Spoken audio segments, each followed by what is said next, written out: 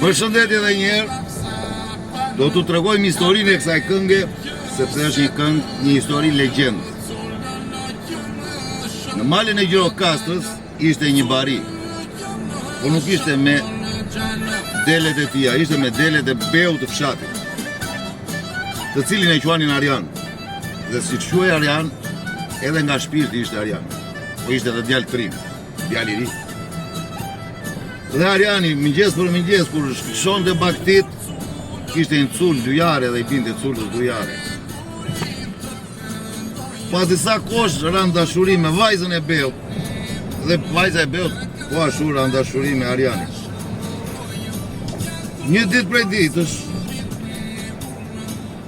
në mëngjes, vajza e beut s'po e gjonte cullë. As ditën e parë, as ditën e dytë, as ditën e tretë. Kuptoj që diçka nuk shkonte, diçka e keqe kishte ndodhur. Mirë po nguronte ti thoshti jatit, sepse xhaj jati e kish kuptuar pak atë lidhjen e tyre të fshetë. Megjithatë vendosi, sepse nuk ishte rrugë tjetër dhe ishte shumë e dëshpëruar për Arjanin.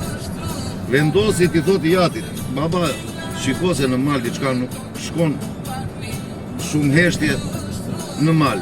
As cula e Arjani nuk po dëgjohet ka 3 ditë.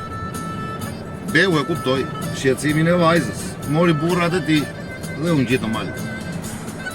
Kur vajti në mal, shikon gjak, çdo gjë e shkatërruar, e rënuar e dhunuar, dhe gjen dhe Arjanin të lidhur.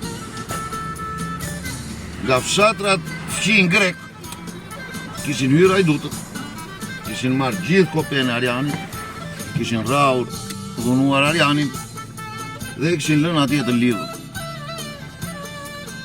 Sa po njerëzit e beut e zgjidhen Arjanin, ashtu i plagosur, i lënduar si që ish, Arjani me njerë mori cyllën dhe filloi t'i bie që ta dëgjonte vajza e beut që i ishte në fshat, që ai ishte mirë.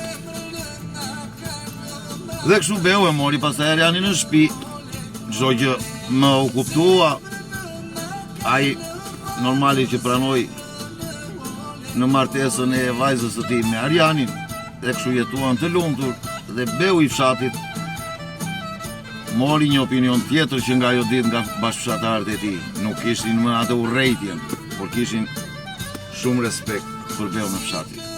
Kjo është historia e kësaj kënge, kësaj legjende.